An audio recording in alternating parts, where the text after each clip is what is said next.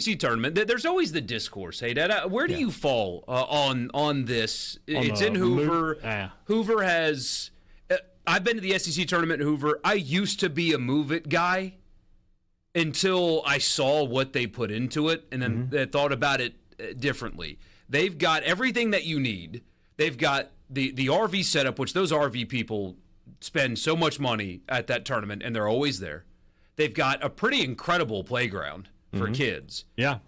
So, and then that indoor facility that they built now where kids can mess around. Now they've got outfield seating. They've renovated the inside to where it's more comfortable. Eventually, they'll start selling beer at the games. That'll be a nice touch whenever that we'll time see if it comes. ever happens, yeah. But they do a really good job. And most importantly, for the SEC's perspective, that is the location where they can best sell the most tickets. Mm-hmm.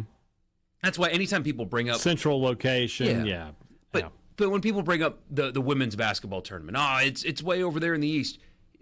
Because South Carolina fans pay to get the tickets. Because South Carolina, that's their best opportunity to sell tickets. Because if you South move Carolina that fans to will go. Memphis or New Orleans, you would not have the crowd. Nobody will go because it's a sport where fans don't even travel to their home games. Yeah. And now suddenly they're going to travel to the conference tournament on a Thursday? No shot. So that's why it's there, because they sell the most tickets.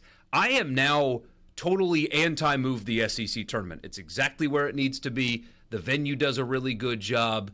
And what would anybody benefit for it moving to Blue Wahoo Park in Pensacola or whatever? I mean, who would get anything out of that? The only way you get anything by moving it is you need to move it to like a major league facility. So, the Big 12 was at Globe Life. They recently, I think they moved this year or maybe next year. If you were telling me you're going to move to Globe Life, or if you could somehow play it in Atlanta, could you get Truist Park for a week? If you could put it in a major league facility, then you've got my attention. But if you're going to put it in a minor league facility, well, you're already in one, and it's got all the accommodations you need. It's in a good area. It's centrally located. It's especially centrally located to the fans that care. State and Ole Miss. It's not a bad drive for LSU. It's not a terrible drive for Tennessee. Arkansas is a bit of a haul, but honestly, Arkansas is a bit of a haul for just about every place. There's no way you can put it where Arkansas. It's not outside of Memphis, maybe. It just makes sense. So it's very easy to get to for basically everybody. I'm at the point now. Yeah, I'm just like just keep. And the thing is, like, it's not like it's not drawing good crowds. It draws great crowds. Like I wish the stadium was a little bit more modern for sure, but at the same time, what else is going on there other than the SEC tournament?